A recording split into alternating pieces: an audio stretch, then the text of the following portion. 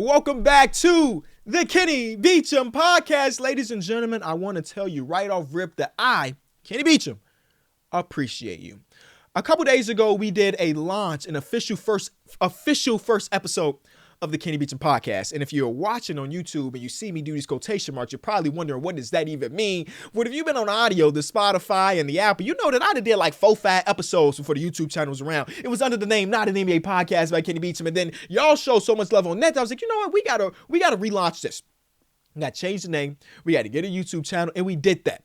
And y'all showed out. The first episode, the Damian Lillard trade, I think has like 100,000 views, which again is well more than what I anticipated. Now, typically, I'm gonna let you behind the curtain of how things work in this industry, right? Usually, when somebody is launching a new show, a YouTube channel, whatever, they do a press run, they do a bunch of promotion leading up to the first episode. I didn't do that. I ain't tell y'all nothing was happening. The day that the first episode dropped, I made one singular tweet that said, hey, go check it out. And y'all showed out. And that's just the community that we've been able to build over the years. And I just want to say again that I appreciate the support that y'all gave on the first episode. 100%, that is the first of many, because I am here, and the fact that y'all really enjoyed those episodes lets me know that this is the lane that I should be going down. So I want to say again, I appreciate you. Now, let's do some housekeeping, because I appreciate you, but I also want you to keep showing that support. So leave a like if you are on the audio platforms. Check it out. The Kenny Beecham Podcast YouTube channel launched.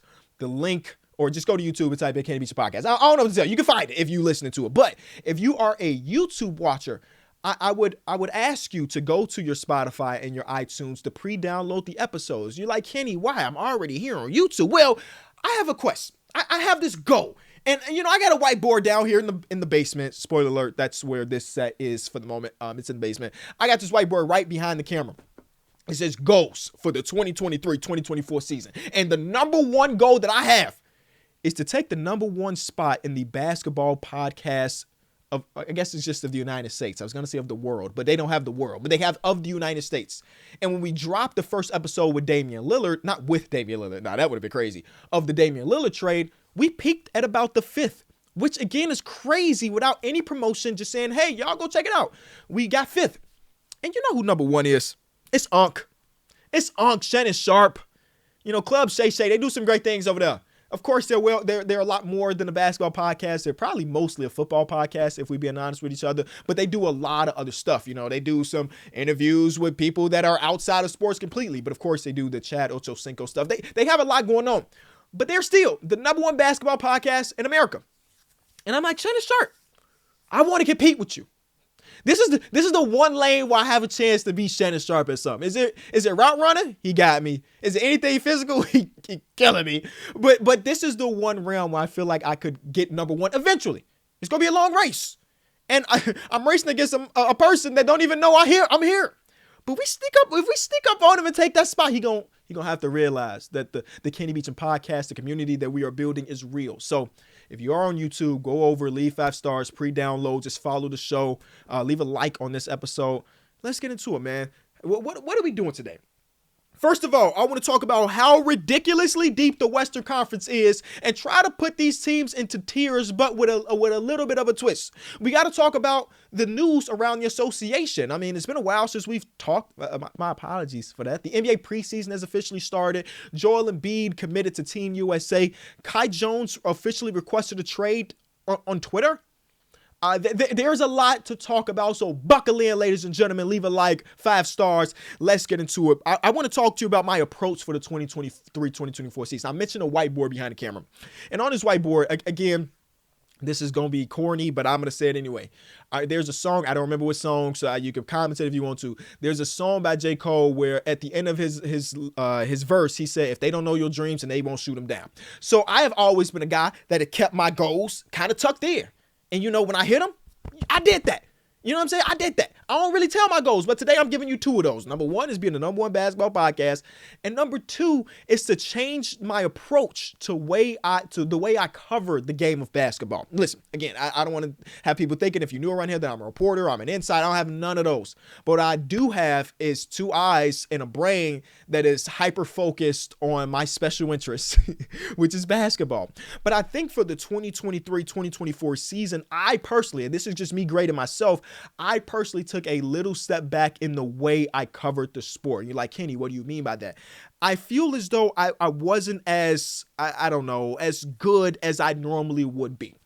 And there's a lot of different reasons for that. First of all, I had a daughter last year, and that's big life changes. I also proposed to my now wife, and now we got to plan stuff. It was just like, it was a lot of things going on in real life where, again, if I was going to grade my coverage of the NBA last year, I was probably like a B minus. Cool. But I don't settle for B minuses in this. Well, I settle for B minuses quite a bit in school. But in this industry, I feel like if you're not going A plus or giving A plus effort, then you're just not going to be successful. So this year, I've reformulated the way I'm going to be watching the game, the amount of time I spend on the game. And because I have a better familiarity, if that's the word, on fatherhood, being a husband. And now I kind of can manage my time accordingly. So this is the year where you're going to be getting the best content from me when it's around the game of basketball. And that's just an exciting thing. I have this full-on plan for every single day of the association that if I hit this, then it ain't going to be nothing. I'm like, dang, that happened. Because sometimes last season, things will happen around association where I was kind of oblivious to it. You know, I'm not talking about somebody got traded that I didn't know. I wasn't that oblivious, but like, this random player went off for 20 when he don't normally go off for 20. I would have been oblivious to that. And now with my new approach, I will be hitting all of that. I'm already talking to some people that see the game deeper than I do. We talk at X's and O's, and I'm going to be learning stuff from them. Just know I am, in the words of Jimmy James, not James Butler, I am stupidly locked in. And I know when he said that, he lost in the first round. But when I say that, we going for the number one spot. Okay. So let's talk about the Western Conference. Okay. The other day, I was strolling through Twitter, and I saw a link to an article that ESPN put up. It was behind a paywall, which is unfortunate. But thanks to my credit card, I was able to get into this article and kind of get a feel for what it was about. And I was surprised to see this was an article, a formatted article that I have read the previous 2 seasons. And it's put together by Kevin Pelton and the staff over at ESPN. And they run a bunch of simulations. They use advanced stats. I always want to just say AI, artificial intelligence. I don't even know if that's true, to kind of try to predict the total wins of every single team in the association. And though it wouldn't be the way I would try to predict total wins, I understand that there's a market for the advanced stats, and I always find it fun. You know, for me, it's always a big balance between the eye test and advanced stats, and it might be 65% eye test and then 35% advanced stats, but I appreciate the advanced stats and looking at things like that. So the article dropped, and I read through it. And this was not like a revelation that I had in the moment, but like I started to really internalize how ridiculously deep the association is at the moment. That's why a lot of people are calling for expansion. The WNBA just expanded. Congratulations to the WNBA. Congratulations to the Vegas Aces for winning Game 1. I've been locked in just a little bit. You know what I'm saying? Just a small bit.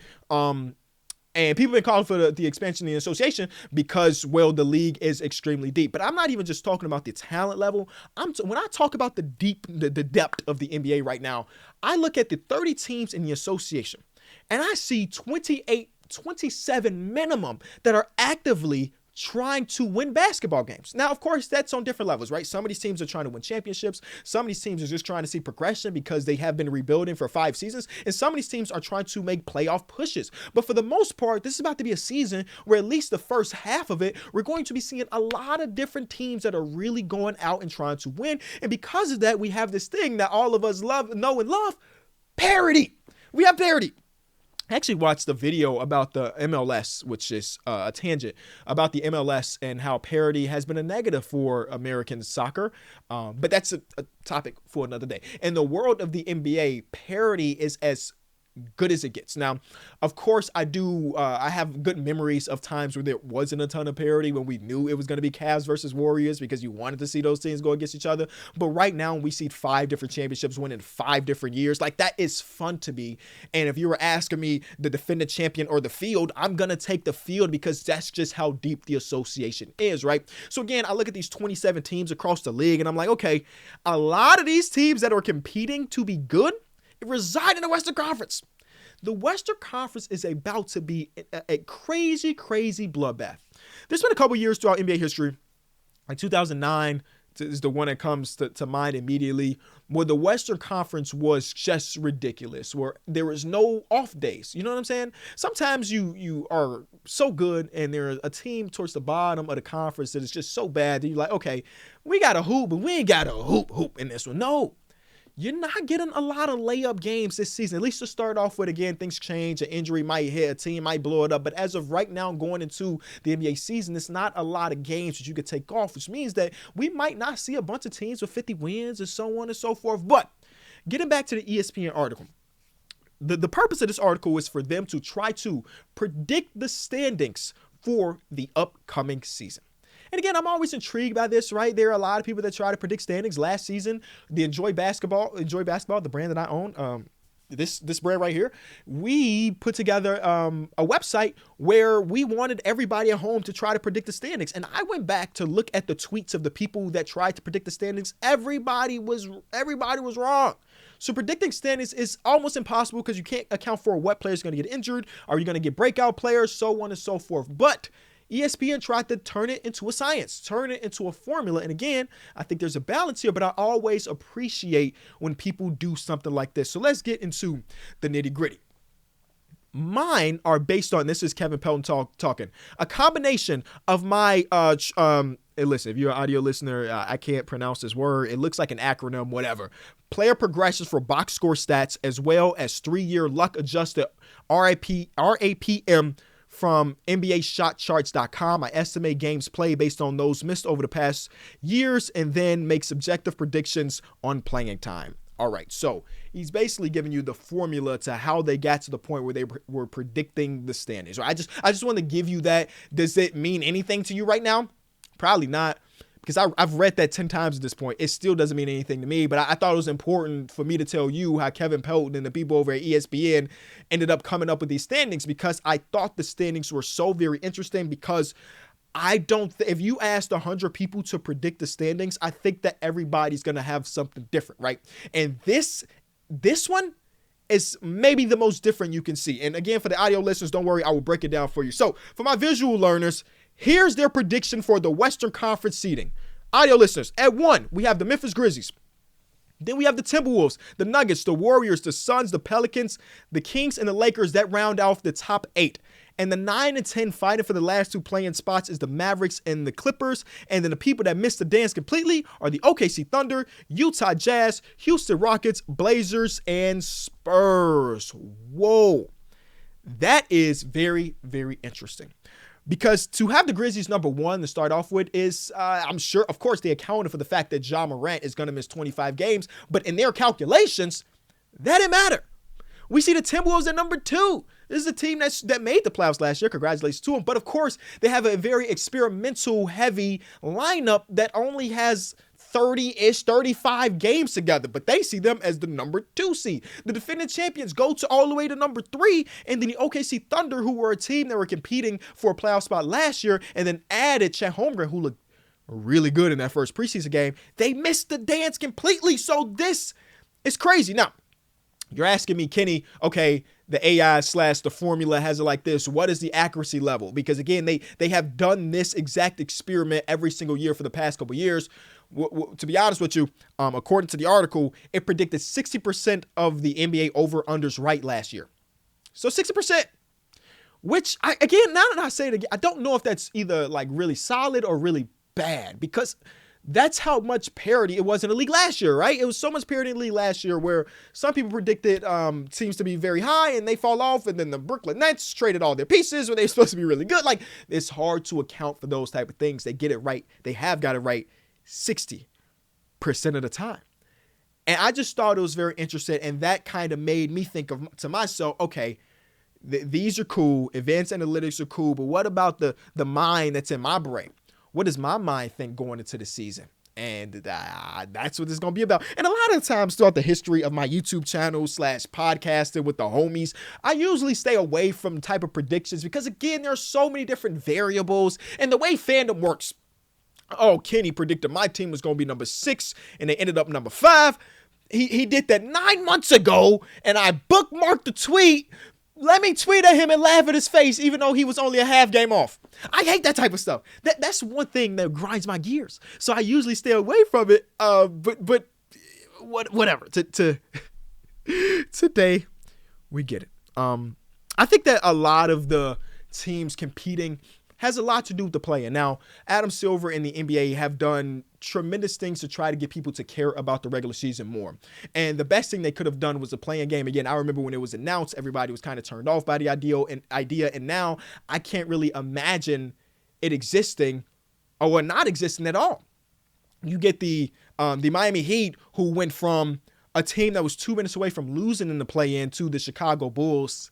And then Max Strus decided to be Larry Bird, basically. And they went on to make an NBA Finals appearance. You know what I'm saying? So the play-in has been a godsend because it gives us fans something for our team to play for, where there's a lot of teams that would normally blow it up if they're at the 10th seed. And now you're like, hold on, that 10th seed means that we could get some potential playoff revenue dollars, because let's be real, that's what the owners are talking about. That's what they care about. So we the 11th seed, we half a game behind. Normally we might sell our pieces, but instead we gonna really try to, you know what I'm saying? We gonna really try to do this. And this is one of the few times throughout history where 95% of the team's fandom is pretty solid about the direction of their organization, specifically in the Western Conference. Look at every single team in the Western Conference.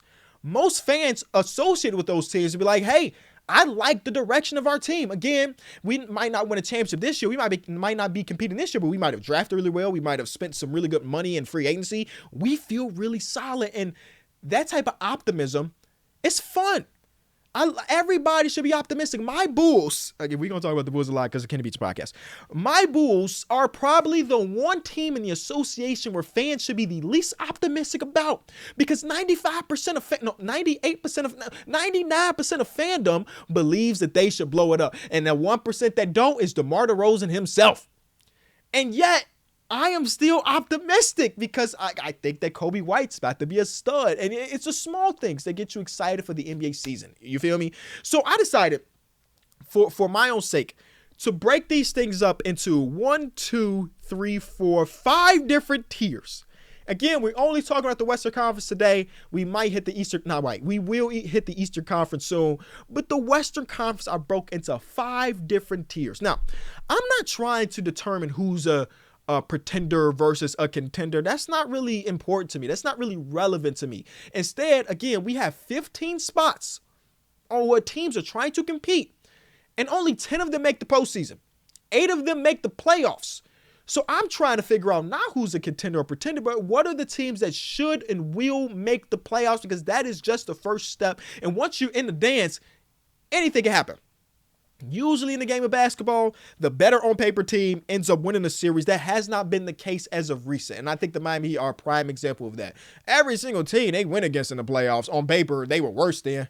And they had the heart. They had the grit. They had the grind. No, those are 2 different things. They had the culture, which at this point, I like Heat culture. But the fact that they're putting it on a jersey is a little bit overkill, if you ask me.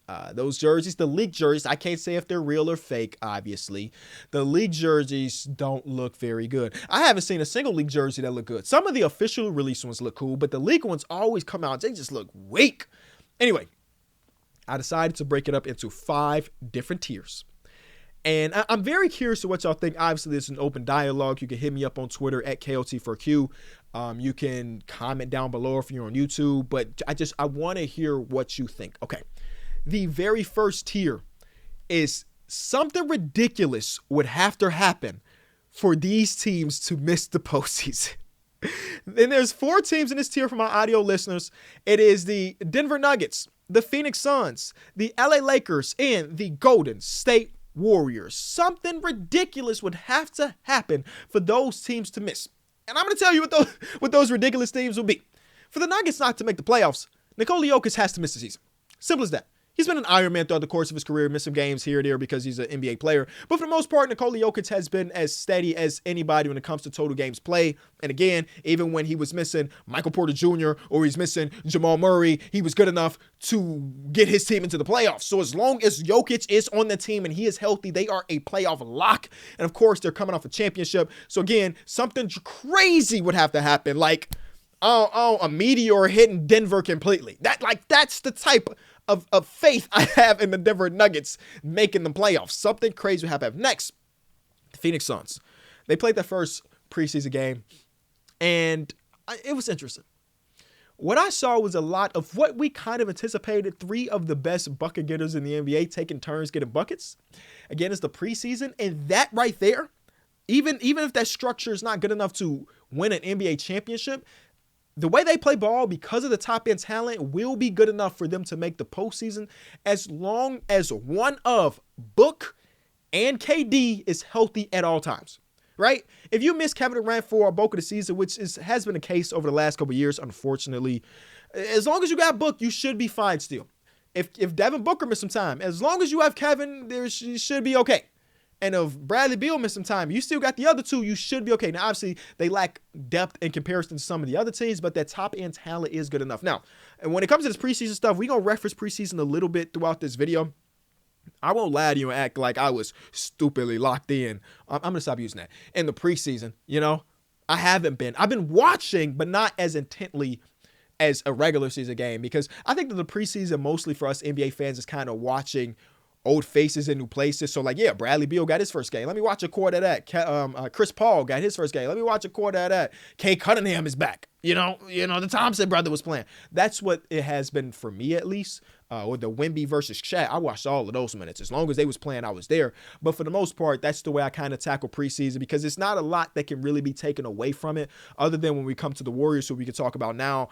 Seeing Chris Paul and Steph Curry share the court looked really good in the one preseason game, and it gives me some optimism.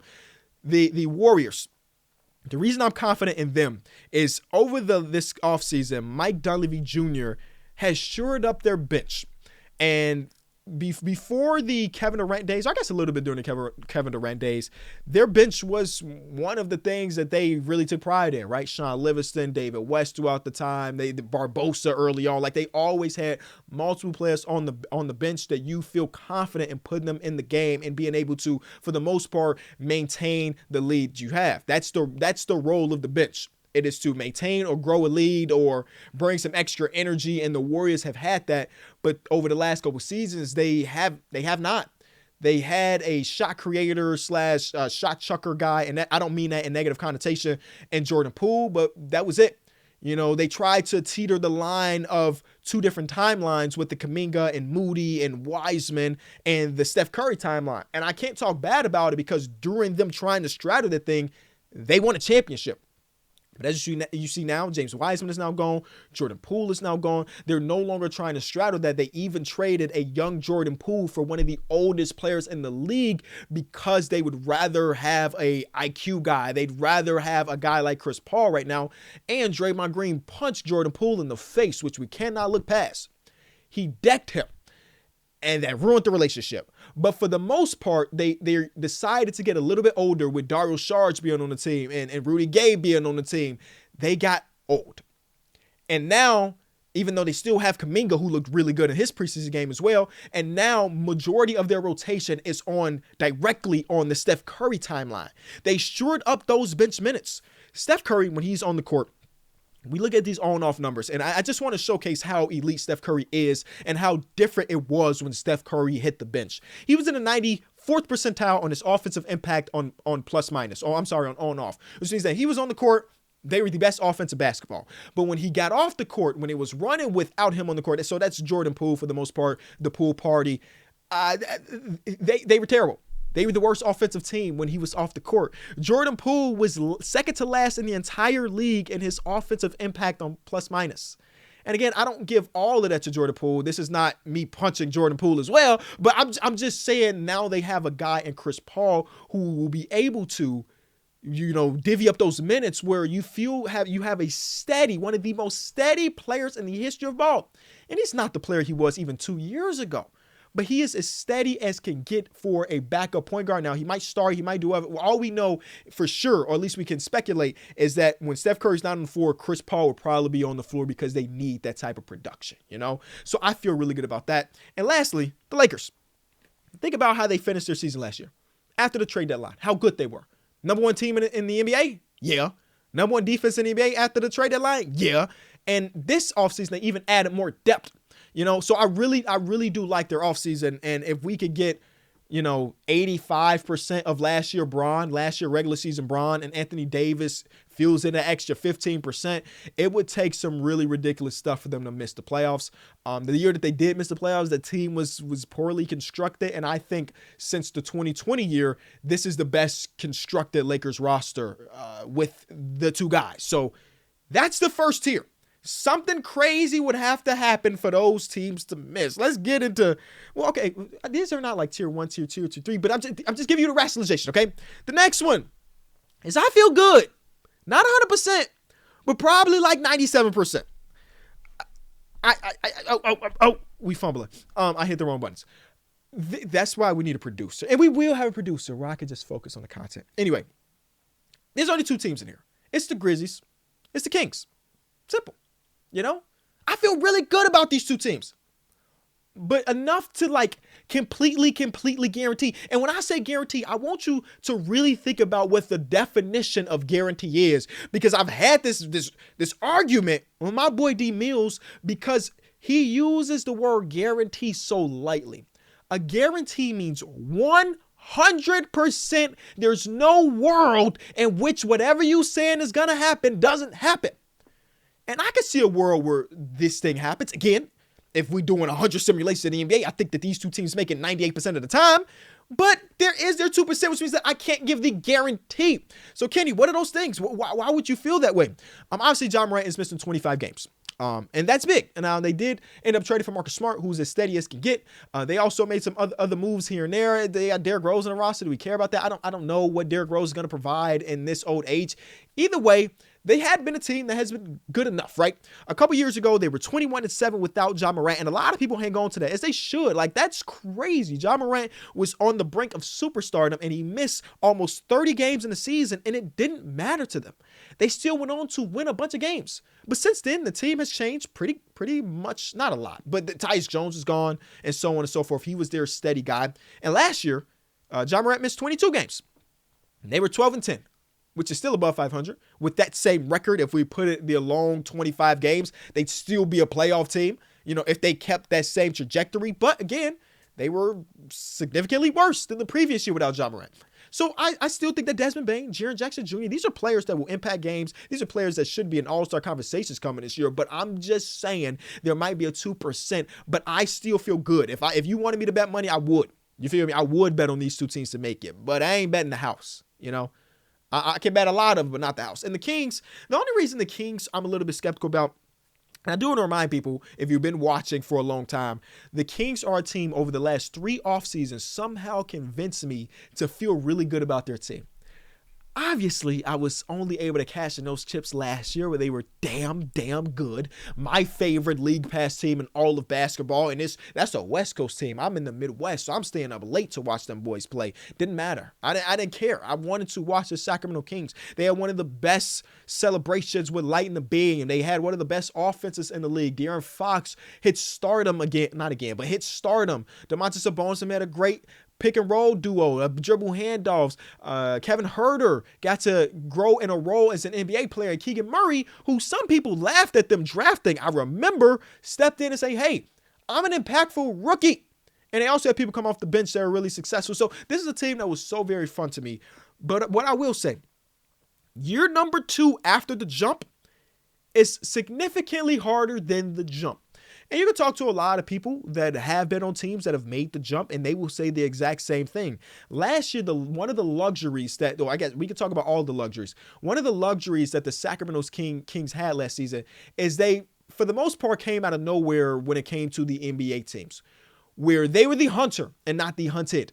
And now with them finishing with a top 3 seed and was a chest stomp and a broken thumb, 2 broken thumbs away from being out of the first round, they're going to be a team that every team is really looking forward to playing against and will be prepared. Well, last year, there wasn't a lot of time for that preparation.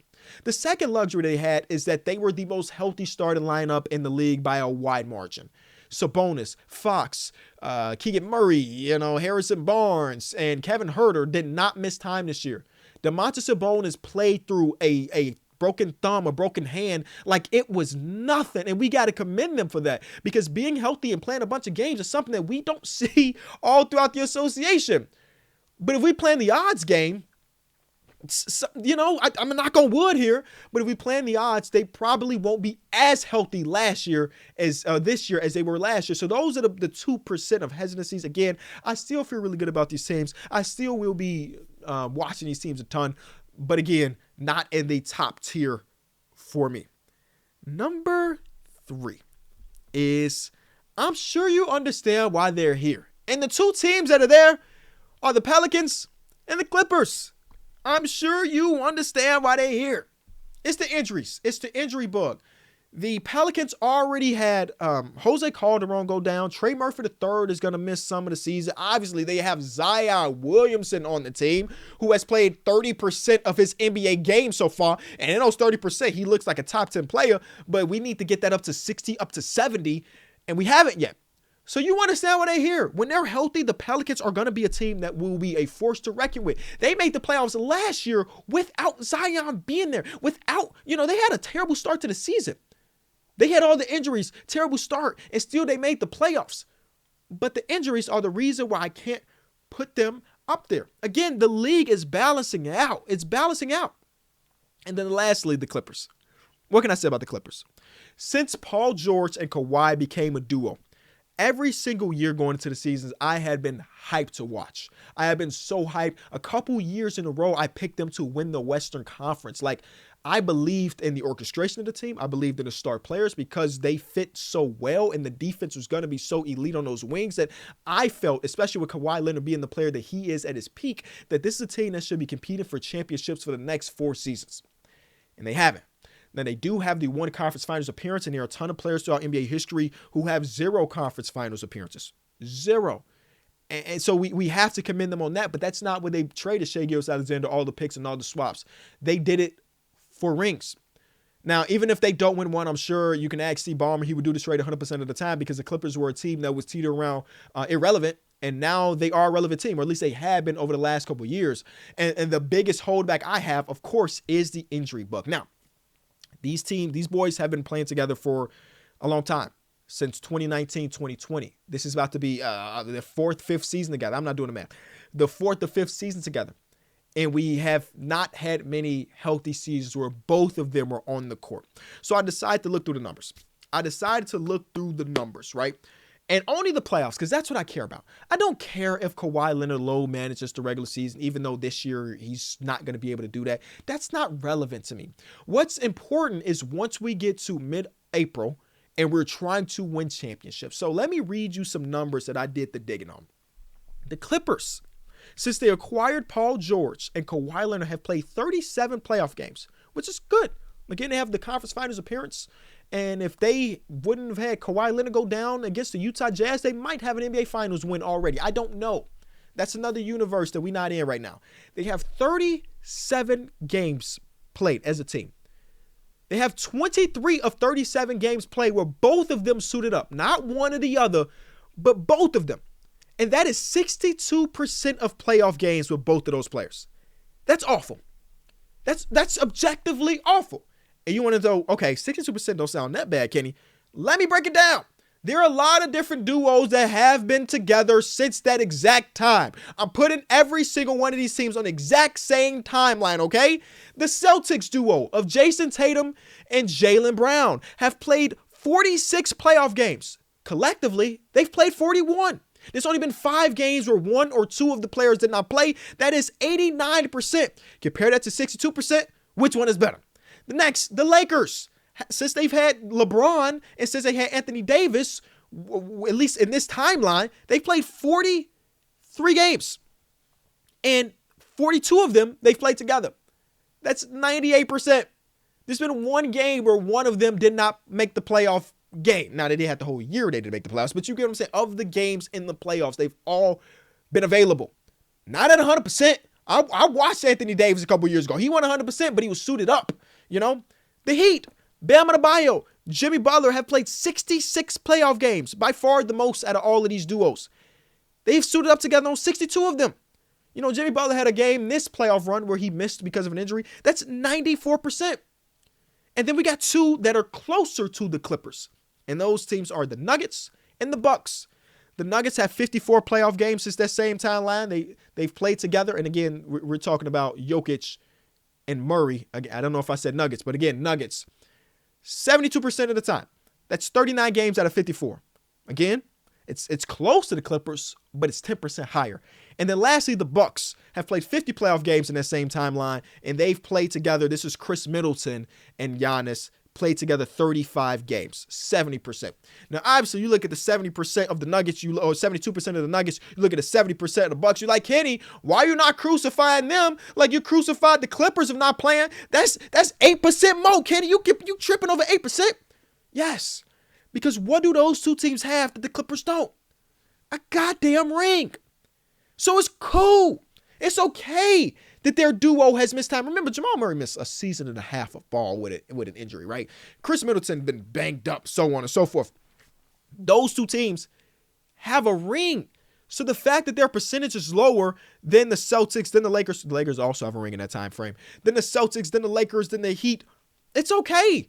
Because they have the ring. And even the other teams we compare it to, the Celtics have an NBA Finals appearance. The Lakers have an NBA Finals appearance. The Heat have an NBA Finals appearance. All of these duos that have played in the same timeline of them have been more successful. And I wouldn't, if you would have told me the moment that trade happened at 2 o'clock in the morning, over the hell it was, when we got the notification that Kawhi Leonard was going to the Clippers and, they traded for Paul George at the same time. If you would have told me that team would have 0 Finals appearances in 4 or 5 years, I would say you were crazy. Because Kawhi was just coming off the finals, and Paul George was coming off a little while ago where he was top 3 in MVP, and they had already had other stuff. Like, I'm just a little bit afraid when we talk about the Clippers that time has passed them by, that the core around the two stars have aged themselves out. Robert Covington played 16 minutes per game last season. When all of this was put together, when Robert Covington was added to the Clippers, I looked at him and said, man, that is an incredible piece to add. That's an all-defensive piece. And now he's struggled to get 20 minutes per game. Marquise Morris was an absolute bucket when they acquired him from the New York Knicks. The man was like 20 points per game with the Knicks. And he had some good years with the Clippers. But ask any Clipper fan, they want that boy gone. You feel me? A lot has changed. And the core that was put together is not as good as it was before.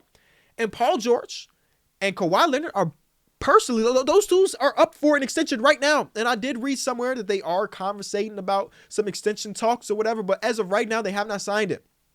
I don't know what that means. I'm not saying that they're going to blow it up because they also have the arena that they're building. And I'm sure Steve Ballmer don't want to bring in a rebuilding team to a brand new arena. You want to have a competent team. But I just worry about the Clippers. The ceiling is the ceiling. You know what MJ say? The ceiling is the roof. But the floor, we've seen that as well. And I just, again, you know why they was there. I want to take a quick break to talk about some news-related articles or news-related things. I don't have any sponsors right now, but if you're watching this, you can sponsor the news segment, y'all. Hit the DMs. You can sponsor the news segment. I ain't got a name for it, but I can formulate that name around your brand. You just got it, feel me? All right, so the first thing we want to talk about is Kai Jones.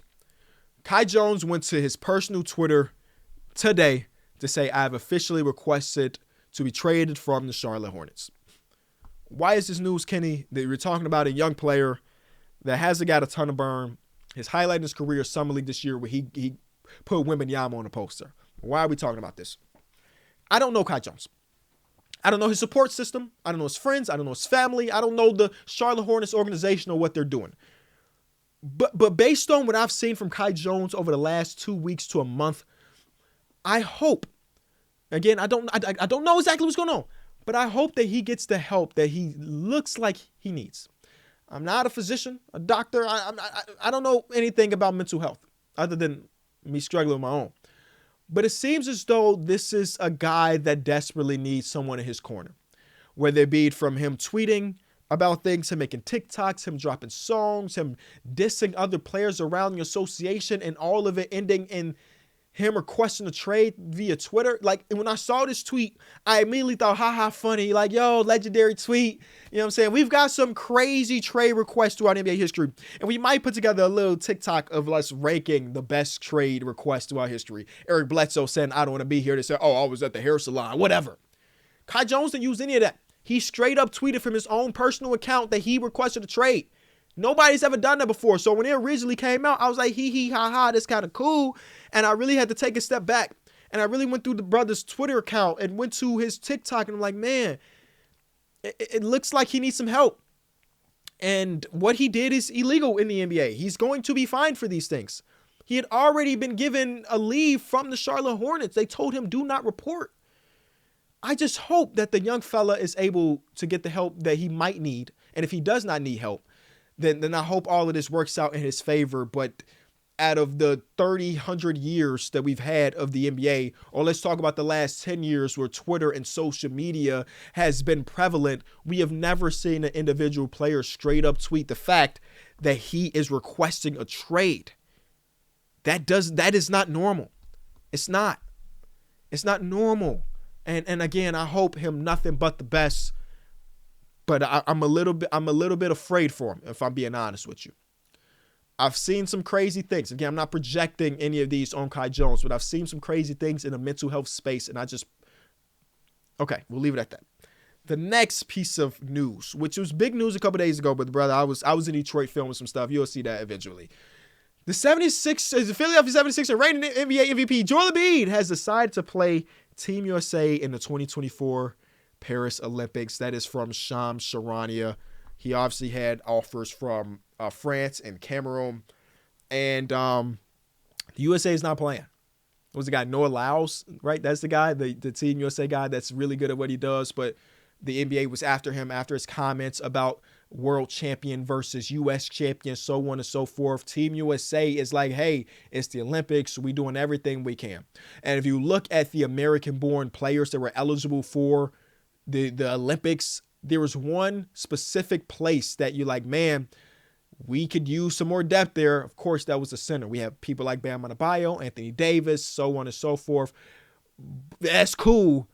But now we, as an American, we have Joel Embiid. And for a lot of people that was like, yeah, let's go, USA. I didn't look at it like that. Again, I would love to see Team USA win. I'm an American. I'm American born. I like the American team. I like the players from them. I like NBA in general, basketball in general. But, it's cool to see the team that you root for do good things. I ain't seen a team I rooted for do good things in a long time. White Sox, Bears, Bulls. It ain't been great. Blackhawks. It ain't been great. Fire. It ain't been great. So the one thing I have is when all collectively we can root for one thing in the NBA. But when I saw this, I wasn't hoorah, hoorah, eagle noises. I was kind of disappointed. And mostly disappointed because, dang, we already really, really good. You feel me? I would have much rather Joel Embiid went to play with Cameroon or for France, because it evens the playing field at least a little bit. When you ask about the collection of talent Team USA is going to put together, though again, I don't know what will happen at the Olympics. We've seen some really good Olympic teams not get gold, but just on paper, there's not going to be a country that's going to be close. Serbia might be close now that Jokic is coming and they were just in the finals. Germany is going to be close because they just won the finals. But LeBron, Devin Booker, Kevin Durant, Steph Curry's playing in his first Olympic. If everything goes well, we didn't need Anthony Davis, even though LeBron might have put the call in. We might have been okay with letting him go to France or to Cameroon. It might have been fun to see France have Rudy Gobert, Joel Embiid, and Victor Wembanyama. But instead, he's here. And I just thought that like the American-born homegrown talent that we already had was just good enough. And now we got Joel. Again, I guess I'm kind of complaining, but I'm not about to be upset that we have him. But it's just, I would rather have a balancing of the fields because the rest of the world is catching up, ladies and gentlemen. You've seen that. You've seen that on display. Look at the players across your association. Who are the top 10 players in ball? How many of them are American-born? It's a lot of foreign-born players. The world is catching up for sure. But also now our new starting center is not American born. I don't know. Maybe that's just me. Maybe that's just me, but that's kind of what I feel when it comes to the Olympic stuff. I'm rooting for them. You know what I'm saying? Hoorah, or whatever they say. But it just feels like overkill. That's all. It feels like overkill. All right. That's our news segment. Thank you so much. Let's get back to our tier rankings. All right. So we've already gone through a couple. The couple that we went through was something ridiculous will have to happen. I feel good, but not 100%. We got, I'm sure you understand why they're here, right? And then this next one is, this one. You can convince me either way. Dang, I spoiled it. This is why we need a producer. I spoiled it. You can convince me either way. Has Timberwolves, OKC, and then the Dallas Mavericks. Let's talk about it. The Timberwolves are here because I am a believer in the Timberwolves, but also they're doing something that on paper doesn't look great.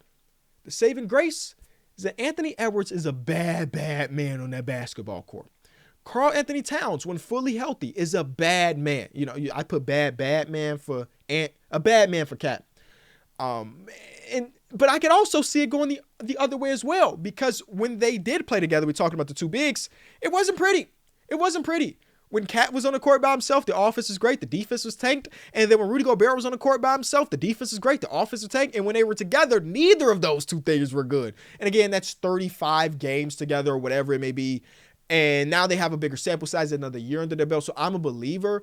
But if you told me you had them in the playoffs, I'd be like, yeah, that makes sense. And if somebody else told me they weren't in the playoffs, I'd be like, yeah, that makes sense. You know, there's a huge discrepancy in their ceiling and their floor. The ceiling is guaranteed playoff team. Their floor is, man, outside looking in. And that's saying something because, again, they did make the playoffs last year. But again, the league is catching up. There's more parity this year than last year. Some of those teams that you were able to beat last year are just slightly better. You're going to have to play a little bit harder. So that was just one of the ones, right? OKC is very similar, right? They were one of the surprise teams last year. I think they ended up with 40 wins on the season, which is something nobody really expected. And they added Chet Holmgren, who looked really good in his first game. Like, really, really good. Him versus Wemby was amazing.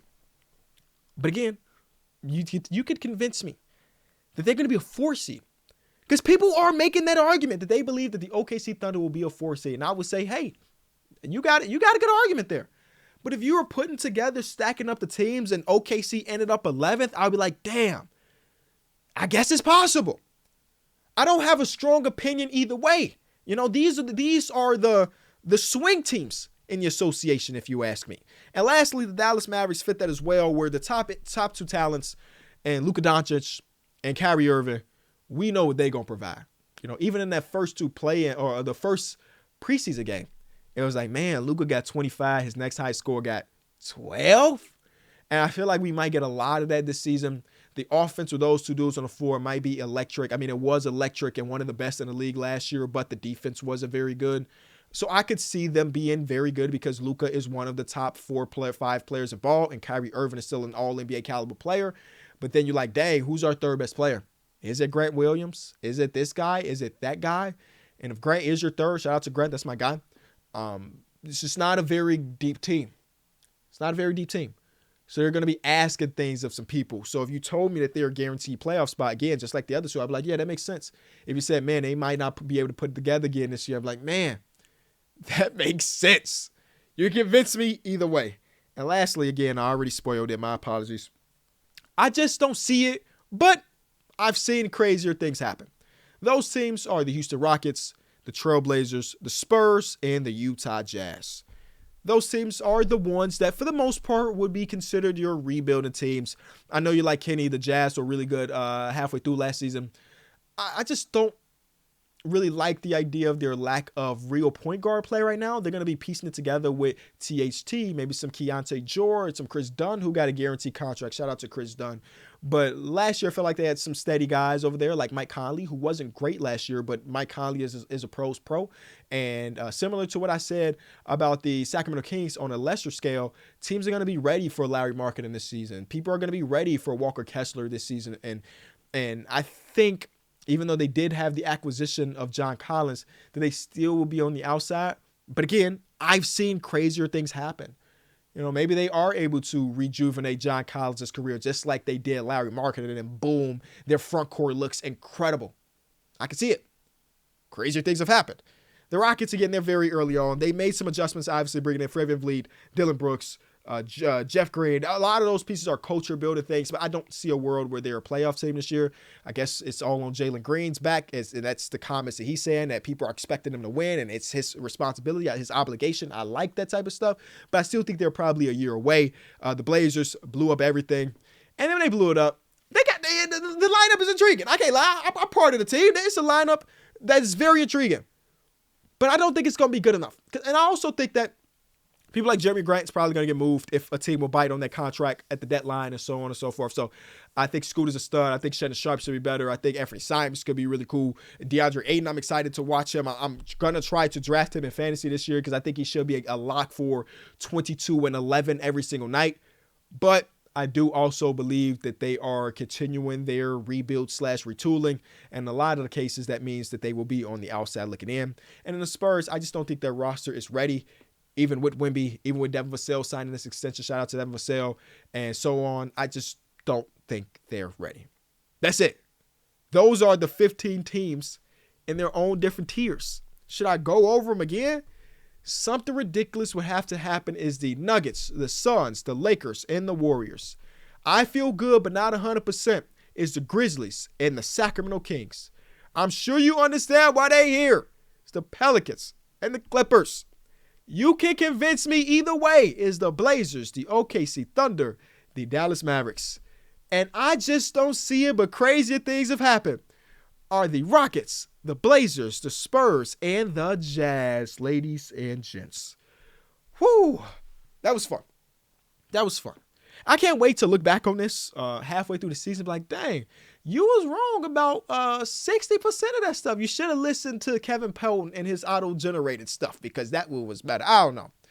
But I do appreciate y'all sticking in and watching or listening to this episode. I want to quickly talk about a little bit of preseason stuff. Again, I'm not buying too much into preseason, but it has been interesting to say the least, mostly because NBA ball is elite and I miss the NBA. We did get some people getting their debuts and with new teams like Kristaps Porzingis looking very, very good for the Boston Celtics. Ben Simmons put up 10 points and a half. And oh my God, I forgot to look this up. I wanted to see this season, and maybe I could do this on the fly during the podcast. If there was any moment last year, maybe I'm being super disrespectful to Ben 10. If there was any moment last year where the brother had double-digit points going into halftime. Last year, he only had 13 games with double-digit points in general. So how many of them? Oh, man. Yeah, it's not a lot. Oh, brother. Yeah, I'm sorry. I know you can't see what I see, but it's not great. If I had to guess without looking at all 13 of these games, I would say maybe 3 of them did he have double-digit points going into the half. Which, if he get that in his first preseason game, ladies and gentlemen, we feel good about being. Now, I'm not one of these super optimistic guys that think he's going to return to all NBA form. He's going to turn to Ben 10 that was clamping people up and running the break and doing behind the back pass. I'm not saying that either. I'm not saying he's going to do that. But any progression is good progression for Ben Simmons in this part of his career. I saw in that first game, in the second or third possession of the game, he drove to the basket and leaned into contact.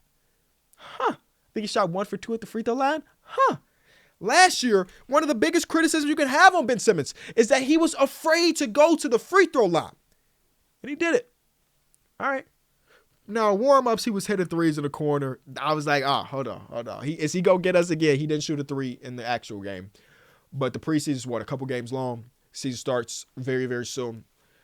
This version of Ben Simmons is just going to be objectively better than the last. And that makes me think about what the ceiling of the Brooklyn Nets can be, because I think we can agree that it's a decent team. But is decent a 500 team? Is it slightly below 500? Well, Ben Simmons playing okay. Does that make them slightly better than that? I don't know. I'm going to have to think about that. I do, again, want to say I appreciate you.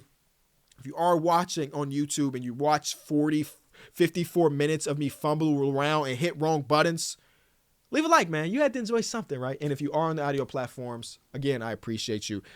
The one thing about all of this, and this is just me being selfish and me being perfectionist when it comes to this type of stuff, The fact that I hit the wrong button like 3 different times bothers me to the point of no return. So much so that should I refilm this episode? That's how I feel right now. I'm a hire producer that will handle all the button pushing. Because I'm like talking and I'm like, hold on, let me hit this one. Let me hit that one. Now, thank you so much. Loves, and I'll see you soon.